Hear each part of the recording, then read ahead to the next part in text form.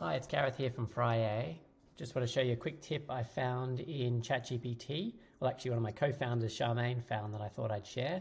It's about how do you edit the memory feature inside ChatGPT. I posted about this before, but something I found really interesting was you can actually do it live in the conversation.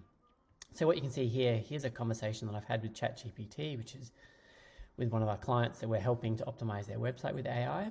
But what you can see here, there's this memory updated feature. When I click on it, what I found quite interesting is it's saying, oh, Gareth is a highly experienced marketing professional. Well, no, I'm not. I get ChatGPT to help me with that. So if I click on the manage memories, you can see here, these are all the times that it's sort of captured things that it thinks it knows about me. So I'm not a highly experienced educator in the vet sector, so I will forget that. So ChatGPT will forget this.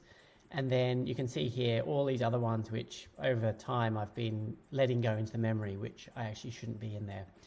So this is a good way when you want to go in and just check what ChatGPT is remembering about you and make sure that it's actually relevant to what you're trying to use it for.